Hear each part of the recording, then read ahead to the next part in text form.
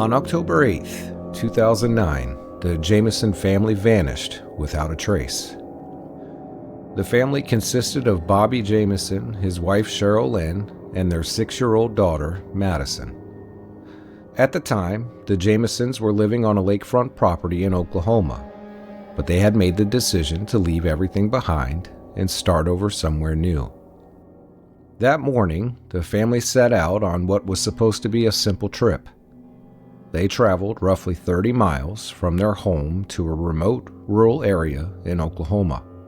Driving their white pickup truck, the Jamisons headed toward the isolated mountains, hoping to purchase a 40-acre plot of land.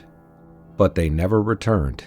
8 days later, on October 16th, a Latimer County sheriff discovered the family's truck abandoned on the side of a dirt road. What was found inside the locked vehicle only deepened the mystery. Bobby and Sherry Lynn's wallets, their identification cards, multiple cell phones, a GPS device, and approximately $32,000 in cash were all left behind. Even more disturbing, Madison's beloved dog was still inside the truck, alive, but barely clinging to survival. There was no sign of struggle, no blood, and no signs of where the family had gone. Law enforcement immediately launched a massive search operation across the surrounding wilderness. Helicopters, ground teams, and volunteers scoured the rugged terrain. But days turned into weeks with no results. It was as if the Jamison family had simply vanished into thin air. It wouldn't be until over 4 years later that any answers would surface. In 2013, hikers discovered skeletal remains approximately 3 miles from where the truck had been abandoned. Dental records later confirmed the remains belonged to Bobby, Cheryl Lynn, and Madison Jamison. An autopsy was performed, but the condition of the remains was so poor that investigators were unable to determine an exact cause of death. As the investigation continued, deeply unsettling details about the family's final days began to emerge. Security camera footage from the day before their disappearance shows the Jamisons loading their truck. Investigators noted that Bobby and Cheryl Lynn appeared almost trance-like, walking back and forth from the house to the truck more than 20 times without speaking to each other. Their behavior seemed mechanical, distant, and unnerving. Friends and family also reported that both Bobby and Cheryl Lynn reported extremely thin in the weeks leading up to their disappearance. This led to speculation that the couple may have been on drugs.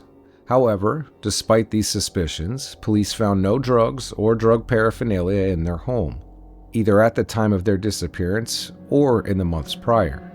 Another disturbing layer soon came to light.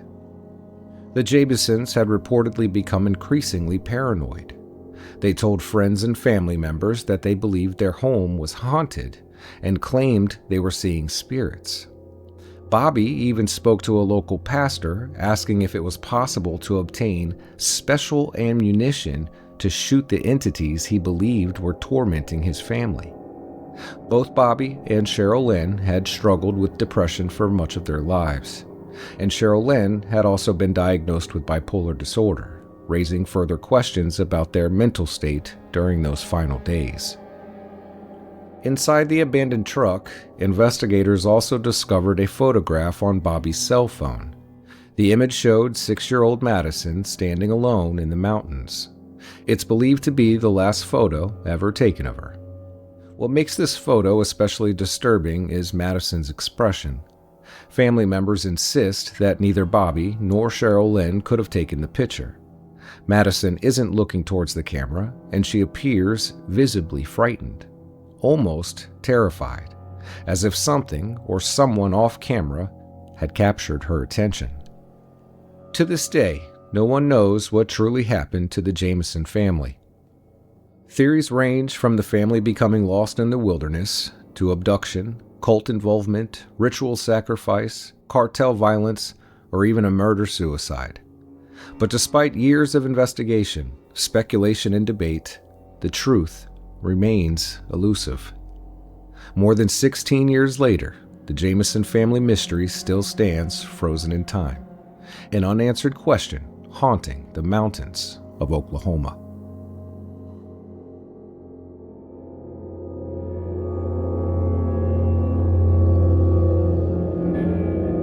In the early morning hours of April 1st, 2006, 27-year-old Ohio State University medical student Brian Schaefer walked into a crowded bar in Columbus, Ohio, and was never seen again. Brian had spent the evening bar hopping with his friend, William Clint Florence. The two had started at one establishment before arriving at the Ugly Tuna Saloon, a popular bar located at the South Campus Gateway complex near High Street. It was the start of spring break. The bar was busy, loud, and packed with students. Shortly before 2 a.m., surveillance cameras positioned outside the main entrance captured Brian speaking casually with two women. The footage shows nothing unusual. He appears relaxed. After a brief conversation, he turns and re-enters the bar at approximately 1:55 a.m. This is the last confirmed sighting of Brian. What makes this case especially unusual is the layout of the building.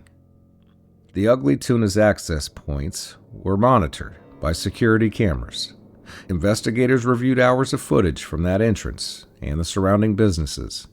Dozens of patrons were recorded leaving after closing time, and Brian was not one of them. Police considered whether he could have exited through a service door, but there were no emergency exits, and there was construction area connected to the building at the time. Detectives examined these possibilities closely, reviewing additional camera angles and conducting physical searches of nearby rooftops, dumpsters, and surrounding streets. No footage definitively shows him leaving through any alternative route.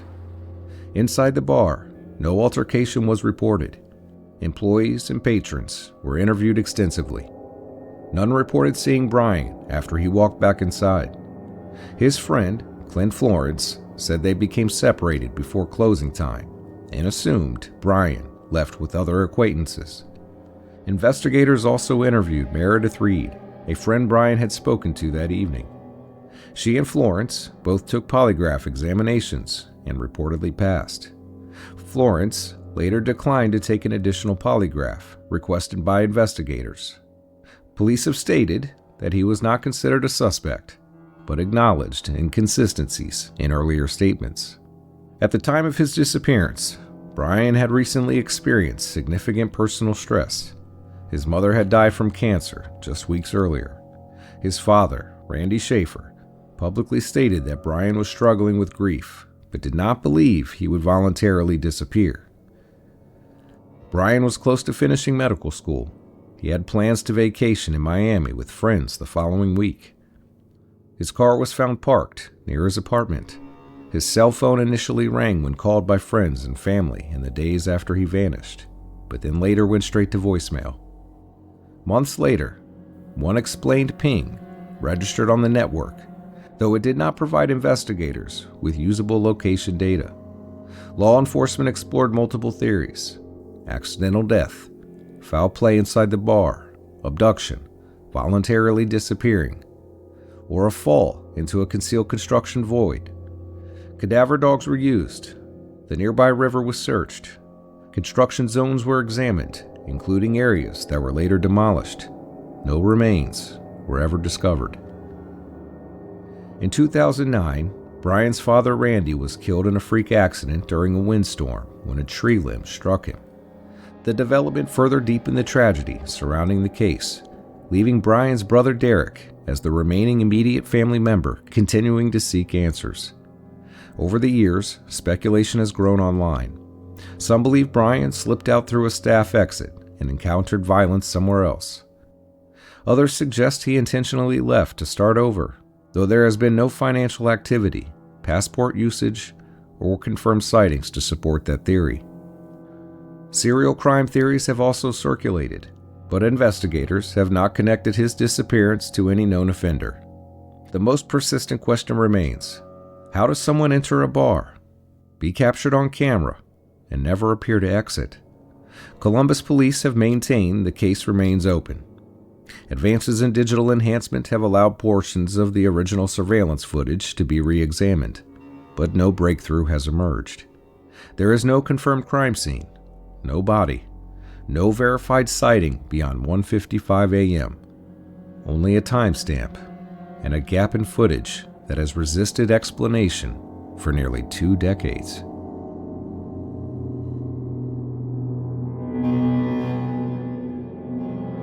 On June 4th, 2010, 7-year-old Kyron Horman arrived at Skyline Elementary School in Portland, Oregon, for what should have been an ordinary Friday. That morning, the school was hosting a science fair. Kyron posed proudly beside his project about tree frogs. He was wearing a black CSI shirt and smiling for the camera. That photograph, taken around 8 a.m., would become the last confirmed image of him alive. Kyron had been driven to school by his stepmother, Terry Horman. According to her account, she stayed with him to view the science fair exhibits before watching him walk towards his classroom at approximately 8:45 a.m. She stated she saw him heading down the hallway and assumed he entered his classroom, but Kyron never did. When attendance was taken, Kyron was marked absent. For reasons that remain unclear, no immediate call was made to verify his absence with the family. The oversight meant several critical hours passed before anyone realized something was wrong. At approximately 3:30 p.m., Kyron failed to step off his school bus. His father Kane and his mother Terry were waiting. The driver reported Kyron had not boarded that afternoon. The school was contacted. Staff confirmed he had been marked absent all day. Within minutes, a missing child investigation began. Search teams quickly focused on the heavily wooded areas surrounding Skyline Elementary. The school sits near dense forest terrain in northwest Portland. Law enforcement, search and rescue volunteers, canine units, divers, and eventually the FBI became involved. Over the following weeks, hundreds of acres were searched. Nearby ponds and rural properties were examined. Despite one of the largest search operations in Oregon history, no trace of Kyron was found. As the physical search intensified, so did scrutiny of those closest to him. Terry Hoffman was the last known person to see Kyron alive. Investigators examined her timeline that morning in detail. She stated she left the school around 8:45 a.m. and ran errands with her young daughter, including visits to local stores and time spent driving. Cell phone data confirmed some of her movements, but left investigators with unanswered questions about portions of the morning. The investigation took a dramatic turn when a landscaper who had worked for the Horman family told police that months earlier, Terry had allegedly offered him money to kill her husband Kane. The landscaper agreed to wear a wire for investigators in an attempt to gather further evidence. However, no charges were filed, and the alleged murder-for-hire plot was never substantiated. The allegation significantly shifted public suspicion toward Terry. In June 2010, Kane Horman moved out of the family home and moved in with their infant daughter. He later filed for divorce and obtained a restraining order against Terry. The divorce was finalized in 2013. Terry has consistently denied any involvement in Kyron's disappearance. She has publicly stated she believes Kyron was abducted from the school. Reports indicate she did not pass 2 polygraph examinations, though such tests are not admissible in court and are not considered definitive evidence. Kyron's biological mother, Desiree Young, became one of the most vocal advocates for answers. In 2012, she filed a civil lawsuit against Terry Horman, accusing her of kidnapping and seeking $10 million in damages. The lawsuit was dismissed in 2016 due to insufficient evidence to proceed to trial.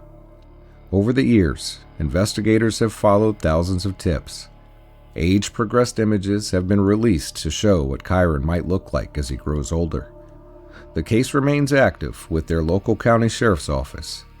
Despite extensive searches, interviews, forensic testing, and media coverage, there is still no physical evidence explaining what happened between 8:45 a.m. and 3:30 p.m. that day. There were no confirmed sightings of Kyron leaving the building. No witnesses reported seeing a struggle. No belongings were recovered from the surrounding forest. No credible ransom demand was ever made. The central question remains unchanged. How does a 7-year-old child disappear from an elementary school during school hours without leaving a trace? More than a decade later, there are still no arrests, no confirmed suspects, and no definitive theory.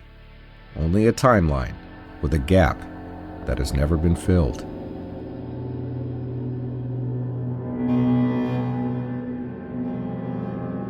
On the evening of Thursday, May 3, 2007, 3-year-old Madeleine McCann mysteriously disappeared from her family's holiday apartment in a resort town in southern Portugal. It launched one of the most widely reported missing child cases in modern history. Madeleine's parents, Kate and Jerry McCann, were vacationing in Portugal with friends and their 3 children. Earlier that night, around 7 p.m., they had put the children to bed in their ground floor apartment. According to their account, all 3 children, Madeleine and her younger twin siblings, were asleep by 8:30 p.m. With the kids left alone in the locked apartment, the McCanns and a group of friends went to dinner at a bar, roughly 50 yards away. They claimed to have checked on the children every 30 minutes to an hour.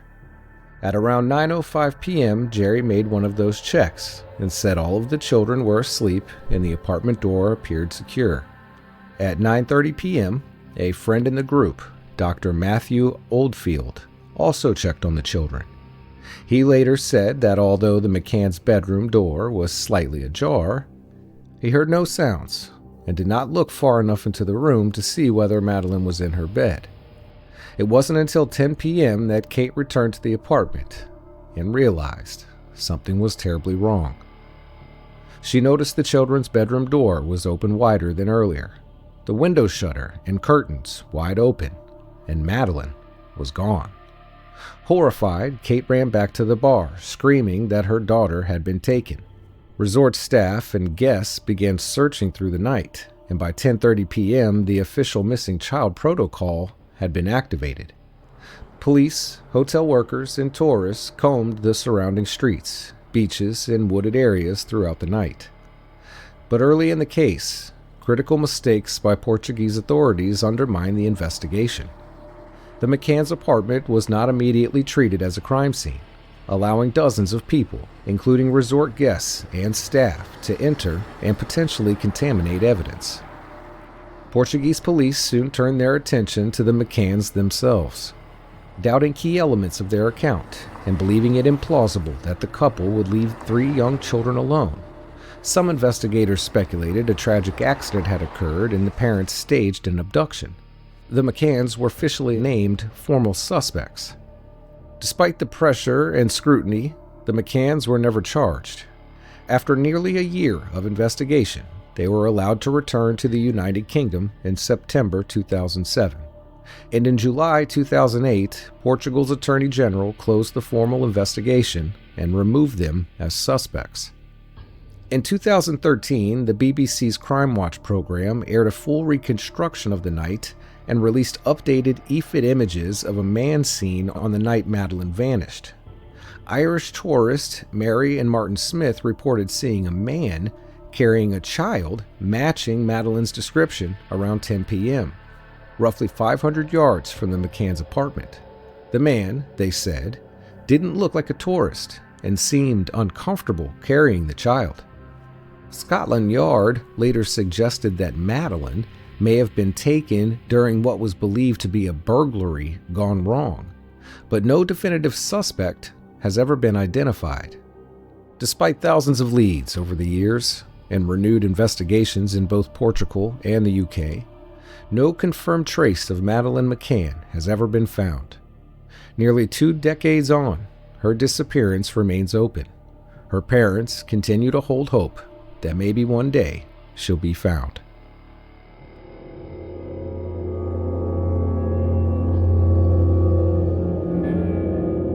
Relisha Rudd was just 8 years old when her life disappeared into a nightmare that would leave investigators and the public questioning, how could a tragedy like this unfold? Relisha's family had been living in a homeless shelter in Washington, D.C. for over a year, a facility housed in the former D.C. General Hospital, the largest shelter in the district. By March 2014, the circumstances of the shelter had begun to take their toll. Relisha had been missing from school for nearly a month, a fact that had not gone unnoticed. Her elementary school counselor reached out to inquire about her absence, only to discover that what appeared to be a concerned adult was in fact a janitor at the shelter, posing as a social worker. But what followed was far darker than anyone could have ever imagined. Surveillance footage shows the pair checking into the hotel, walking together through the lobby, seemingly unremarkable at first glance. But behind closed doors, events were unfolding that would shock the city. Investigators later learned that the counselor had murdered his wife in a separate motel room prior to abducting Alisha. He even researched methods online about decomposition, purchasing a box of 42-gallon trash bags and lime, a chilling indication of premeditation and calculation. As authorities pieced together the timeline, it became clear that the counselor, known as Khalil Tatum, planned his actions with meticulous care. The public was horrified to learn that a man trusted to protect children had orchestrated such violence. After murdering his wife, he fled with Relisha and avoided law enforcement for days. The manhunt culminated on March 31st when Tatum was found at Kenilworth Park. He had taken his own life. Despite exhaustive searches, no trace of the child has been found. Theories suggest she was killed, others that she may have moved far away, but none are substantiated. Her disappearance remains one of the most chilling cases in modern Washington, D.C. history. A tragic story of innocence stolen and a community left searching for answers that may never come. The vulnerability of children in unstable circumstances and the relentless cruelty some individuals can inflict. Though she was just 8 years old, her case has left a lasting imprint, a cautionary tale of how quickly safety can be shattered and lives forever changed. A grim mystery that haunts law enforcement and her family and all who learn of her disappearance.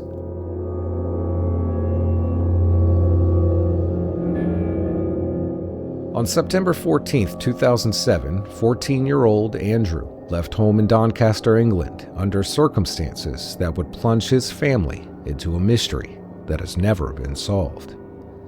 Described by his teachers as exceptionally intelligent, a math enthusiast who took a liking to the goth subculture, Andrew was seen that morning by his parents preparing for school.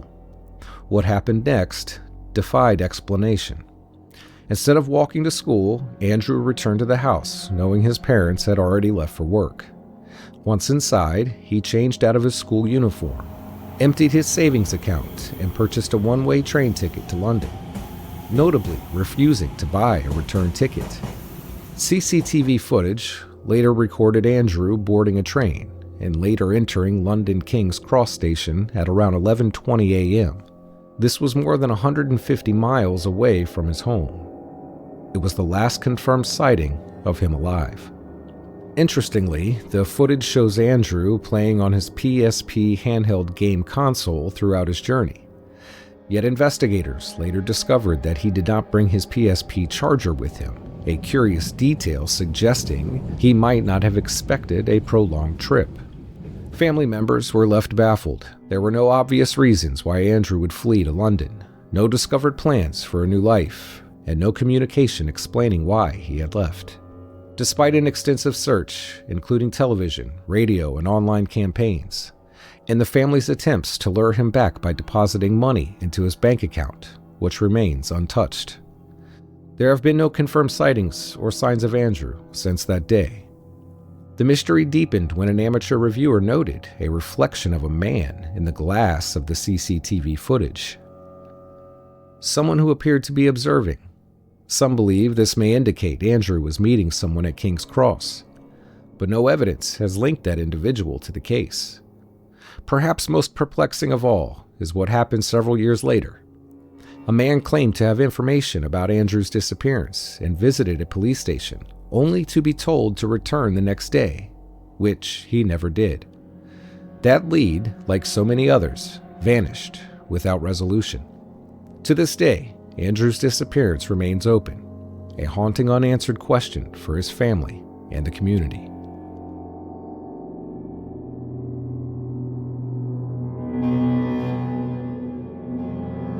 In July 2014, 28-year-old German tourist traveled to Bulgaria with friends for a beach holiday. And by the end of the trip, he would become the subject of one of Europe's most baffling disappearance cases. During the vacation, Lars reportedly got into a minor altercation and suffered an ear injury. A doctor advised him not to fly due to a ruptured eardrum and prescribed antibiotics. His friends returned to Germany as planned. Lars stayed behind, alone, to recover. The following days marked a sharp change in behavior. He called his mother in a state of panic, claiming that men were following him and that he felt unsafe. He asked her to cancel his credit cards. He said someone was trying to harm him. On July 8, 2014, Lars visited a medical clinic inside Varna Airport to obtain clearance to fly home. Surveillance footage shows him sitting calmly in the waiting area. Then suddenly, he stands up, appears alarmed, drops his belongings, and runs out of the building. The cameras capture him sprinting across the airport parking lot, scaling a fence, and disappearing into a nearby field. He has never been seen again. All of his luggage, passport, and phone were left behind. Some medical experts have speculated that his head injury or reaction to medication could have triggered paranoia or acute psychosis. His family insists he had no prior history of mental illness. And despite extensive searches, no body has ever been found. No confirmed sightings have ever been verified. What caused him to bolt from the airport in terror remains unanswered. Following his disappearance, Bulgarian authorities conducted coordinated ground sweeps covering both agricultural land and wooded areas surrounding the airport. The terrain includes uneven fields, irrigation trenches, and brush areas that can obscure visibility from aerial searches. German investigators later cooperated with Bulgarian police, reviewing medical records and toxicology possibilities. Whether the medication he was taking played a role remains unknown. Another key detail, airport security reported no pursuit. Financial records after July 8, 2014 showed no withdrawals, no digital logins, no border movement under his passport. Interpol notifications were issued. His case became one of the most circulated missing person bulletins in Germany. Years later, independent investigators analyzed satellite imagery and terrain mapping to determine potential routes he could have taken after scaling the fence. Several scenarios suggest accidental death due to exposure or injury in remote terrain. Others suggest he may have sought concealment intentionally. Despite the viral footage, no verified sighting has ever been authenticated, and that's what makes this case unique. We see the moment of disappearance, but not the cause.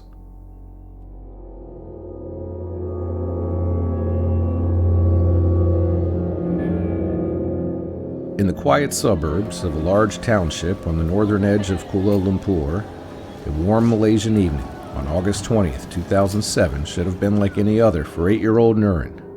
She was a shy but lively second grader, a child with big brown eyes and simple wishes. That night, Nurin asked her mother if she could walk a short distance to a nearby night market, a cluster of stalls and vendors just a block or two from the family flat. It was familiar ground. Children and adults alike wandered the lanes long after sunset. Her mother consented, thinking she would be back in minutes, but she never returned. Alarm quickly spread. By the early hours of the next day, her distraught parents had reported her missing. Posters went up.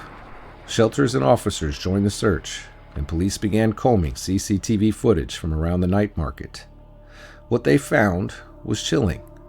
A blurred, grainy clip capturing a man forcing the young girl into a large white van that disappeared into the night. For the first time, it was clear this was not a run-of-the-mill disappearance. It was an abduction. Days turned into weeks. Every lead dried against the humid Malaysian heat. The city watched, transfixed in horror. Malaysian media followed every twist, every rumor, every hope that she would be found safe. But hope faded, and the nightmare only deepened. Then, on the morning of September 17th, 2007, nearly 4 weeks after she vanished, a local shop owner, about 20 kilometers from where she was last seen, made a discovery that would shock the entire nation. There, abandoned outside, quiet row of business lots, sat a black and blue sports bag, brand new, clean, as if placed there deliberately. But when the man unzipped it, he was met with something unspeakable. A child's naked body, curled in the fetal position. Authorities confirmed almost immediately that it was the missing girl. Identified later through DNA testing after her parents were initially unable to recognize her due to the severity of injuries and post-mortem changes. The autopsy revealed horror beyond comprehension. The young girl had been abused and murdered. Medical reports noted signs of strangulation, and her young body showed evidence of severe trauma. Disturbingly, foreign objects were found placed inside her, a sign of degradation and torment that compounded the tragedy. Investigators believe she had likely been dead for at least 6 hours before the bag was left where it was found. The discovery set off a flurry of police action. Detectives raided homes, interviewed dozens, and on September 28, 2007, detained 5 suspects, including 4 men and 1 woman. But within days, all were released due to lack of evidence. An Indonesian woman caught with a SIM card she attempted to swallow during the arrest made headlines, but charges never stuck. On October 11, 2007, authorities finally released enhanced CCTV footage to the public. Images that showed the motorcyclist who left the bag. Another figure nearby later picked up the 3 men and a woman in a red dress. Despite cooperation with forensic experts and attempts at digital enhancement, the faces, the license plate, the clues that might have led to a conviction remained blurry shadows on grainy video. No one in those clips have ever been identified. And in the years since, the case has become one of Malaysia's most haunting, unresolved mysteries. Nurin's father has repeatedly urged the government to reopen the investigation using modern technology, to apply for new forensic tools, unavailable in 2007. But to this day, there has been no public breakthrough. The impacts of Nurin's murder extended beyond shock and grief. It led to the creation of the nationwide Urgent Response Information Network, an NUR alert system, Malaysia's equivalent of Amber Alerts, designed to mobilize searches for missing children more rapidly and more effectively. That system still operates today, a lasting but bitterly ironic legacy of a tragedy that may have been prevented. Decades later, people still talk about Nurin, not just as a statistic or a news headline, but as a reminder of innocence lost, of unanswered questions, and of a family forever waiting for justice. The police file remains open to this day. CCTV footage remains in archives. And for every Malaysian parent who walks their child down a crowded street, the memory of what happened to Nurin lingers like a shadow, a question mark that refuses to fade.